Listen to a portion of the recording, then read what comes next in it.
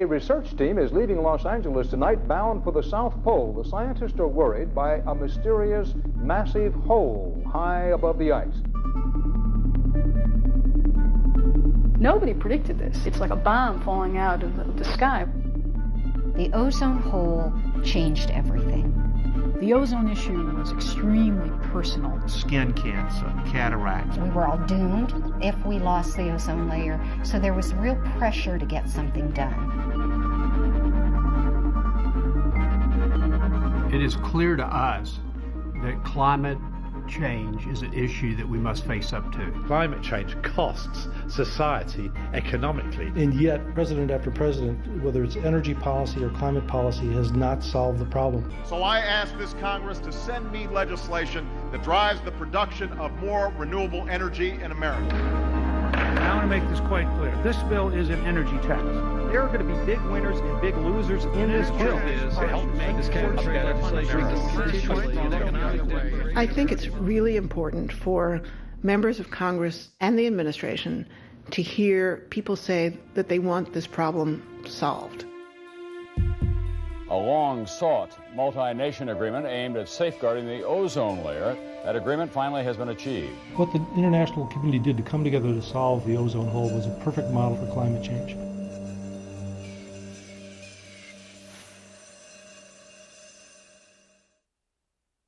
Even now, man may be unwittingly changing the world's climate through the waste products of his civilization. Due to our release through factories and automobiles every year of more than 6 billion tons of carbon dioxide, which helps air absorb heat from the sun, our atmosphere seems to be getting warmer.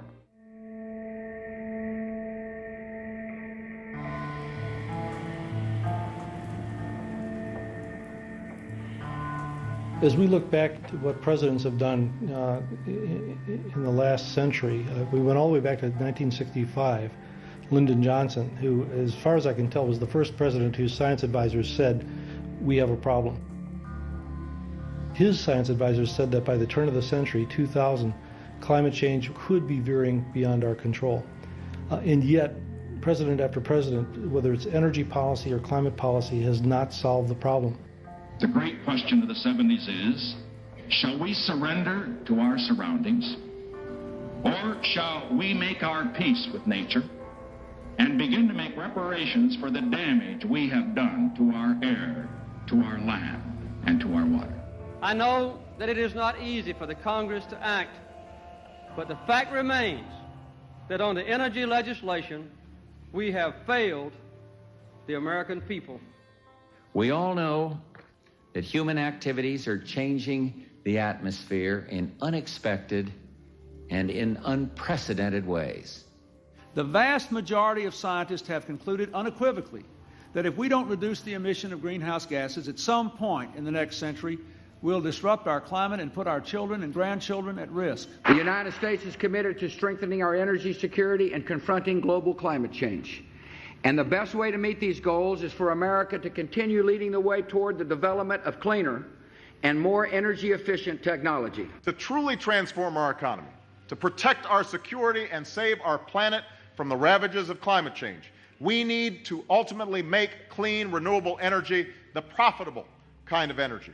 So I ask this Congress to send me legislation that places a market-based cap on carbon pollution and drives the production of more renewable energy in America.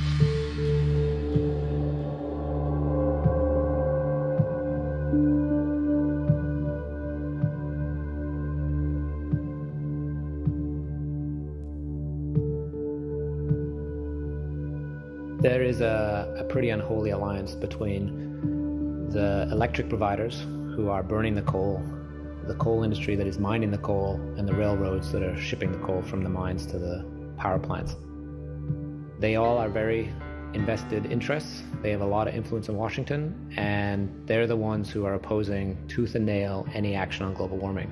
You're looking at 50% of our electricity, coal. It's the fuel that powers our way of life.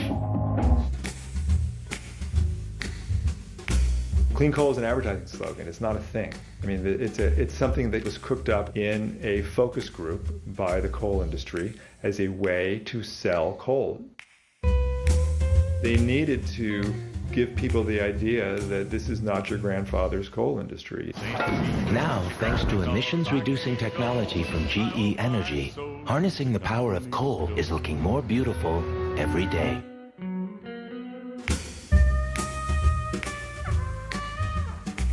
There is no such thing as clean coal. When you look at the life cycle of coal from the moment it's being mined and the devastation we're seeing in places like Appalachia where they're blowing up the tops of mountains, when you look at the burning of coal and the mercury pollution that's contaminating every lake, river, and stream in the country, the 22,000 people a year dying from air pollution associated with coal plants, there is no way anyone with a straight face can say there's such a thing as clean coal.